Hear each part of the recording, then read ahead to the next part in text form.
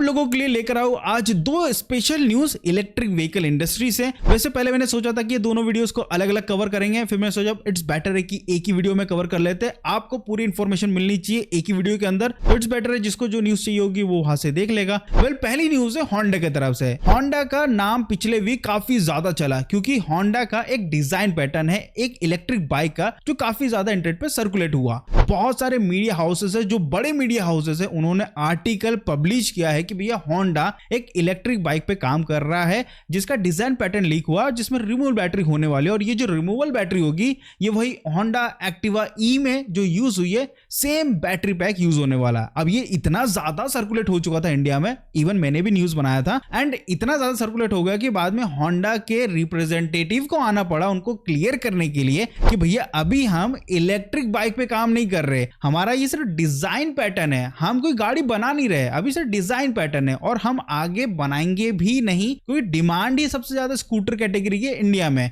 ज्यादातर लोग scooter purchase करते हैं। बाइक कैटेगरी में गाड़ियां है लेकिन उनमें कंपटीशन नहीं है, उनमें डिमांडिंग नहीं है, और सबसे ज्यादा जो इंडियन मार्केट है वो स्कूटर कैटेगरी का ही है। और आईसी इंजन और इलेक्ट्रिक व्हीकल में देखोगे तो 70% आज भी आईसी इंजन गाड़ियां बिकती है, ना कि इलेक्ट्रिक व्हीकल। इलेक्ट्रिक व्हीकल का जो मार्केट है वो 30% ही है, उससे ज्यादा नहीं है। अब होंडा आईसी इंजन में सबसे अच्छा परफॉर्म कर रहा है, सबसे ज्यादा गाड़ियां बिक रही हो, एंड कल ही के दिन उन्होंने होंडा की CB125 हॉर्नेट को लॉन्च किया है। अब उनका मेन फोकस है आईसी इंजन में, अभी भी इलेक्ट्रिक व्हीकल में उतना नहीं है। फिर भी कंपनी के रिप्रेजेंटेटिव ने यह कहा है कि हम आने वाले समय में और भी इलेक्ट्रिक व्हीकल लॉन्च करेंगे, बट फिलहाल ये जो बाइक कैटेगरी है इसमें तो हम एंटर नहीं करने वाले क्योंकि इलेक्ट्रिक व्हीकल का मार्केट इंडिया में उतना ज्यादा नहीं है, अभी भी स्मॉल स्केल में है। मैक्सिमम 1 लाख गाड़ियां बिकती है, ओवरऑल सारी कंपनियां जब सेल करती है तब 1 लाख टोटल गाड़ियां सेल होती है। इतनी तो होंडा बोल रहा है कि भैया आधी तो हम 1 महीने में सेल कर लेते हैं, तो उनका कहना भी सही है। बट उसके अलावा भी कंपनी ने कहा है कि उनका फ्यूचर प्लान क्या है,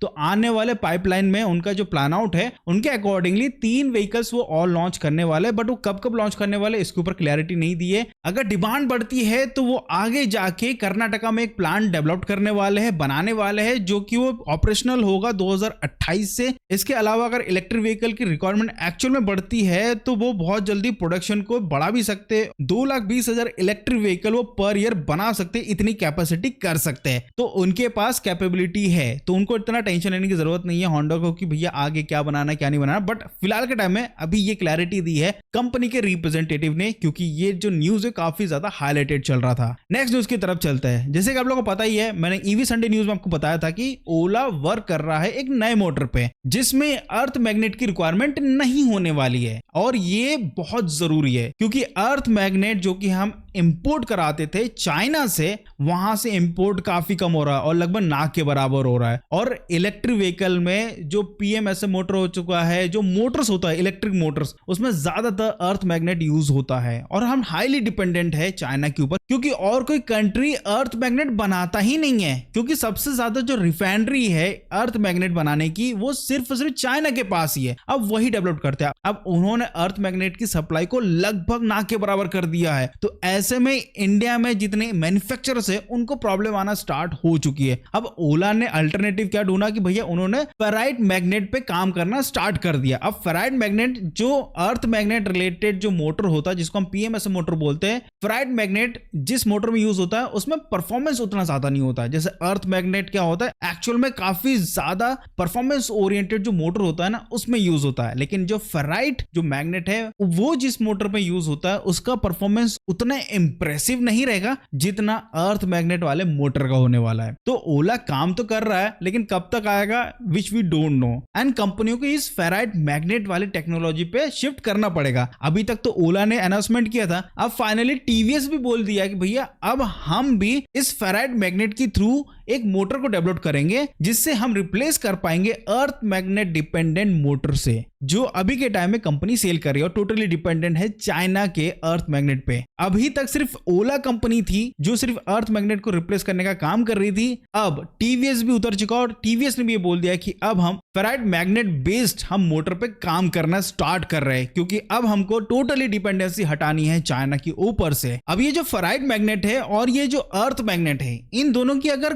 कॉस्टिंग की बात करते हैं तो जो फेराइट मैग्नेट है वो काफी लो कॉस्ट होता है एंड वही अर्थ मैग्नेट काफी हायर कॉस्ट होता है। यहाँ पे जो सप्लाई चेन रिस्क होता है ना वो फेराइट मैग्नेट में काफी मिनिमल होता है, काफी कम होता है, बट सबसे ज्यादा रिस्क सप्लाई में अगर बात करें रेयर अर्थ मैग्नेट में ही होता है। और जो सबसे बड़ा डिफरेंस होता है फेराइट वाले मैग्नेट वाला जो मोटर है और जो रेयर अर्थ मैग्नेट वाला मोटर है। देखो फेराइट मैग्नेट मोटर में क्या होता है, जो मोटर होता है ना वो थोड़ा सा हेवियर होता है, थोड़ा बड़ा होता है एंड वही जो रेयर अर्थ मैग्नेट वाला मोटर होता है वो काफी कॉम्पैक्ट होता है और काफी हल्का होता है और काफी पावरफुल होता है। ये सबसे बड़ा डिफरेंस है। फेराइट मैग्नेट की तरफ हम जा तो रहे लेकिन यहाँ पे परफॉर्मेंस डिग्रेड हो सकता है, लेकिन एक अच्छी चीज हो जाएगी कि जो इलेक्ट्रिक व्हीकल्स होगी उनकी कॉस्टिंग कम हो जाएगी, ये एक प्लस पॉइंट हो जाएगा। फिलहाल कंपनियां वर्कआउट कर रही है एंड डिपेंडेंसी कितना कम कर सकती है वो तो आने वाले 2-4 महीने के अंदर ही पता चल जाएगा, ज्यादा लंबा भी नहीं, क्योंकि सप्लाई उतनी ज्यादा हो नहीं रही है। अभी तक तो सिर्फ हम मोटर की बात करें, क्या पता चाइना आगे जाके बैटरी में जो इंपॉर्टेंट मटेरियल्स होता है जो हम चाइना से इंपोर्ट करते हैं अगर उस पे भी रुकावट डाल दी तो शायद ईवी व्हीकल का डेवलपमेंट इंडिया में कई हद तक रुक भी सकता है। फ्यूचर क्या है हम लोग प्रिडिक्ट तो कर रहे हैं इलेक्ट्रिक, लेकिन जिस हिसाब से सप्लाई चेन का कार्यक्रम चल रहा है ना इससे देख के लग रहा है कि आगे आने वाले समय में थोड़ी सी दिक्कत हो सकती है। इंडिया को इन हाउस ही कुछ ना कुछ स्टार्ट जल्दी से जल्दी करना पड़ेगा,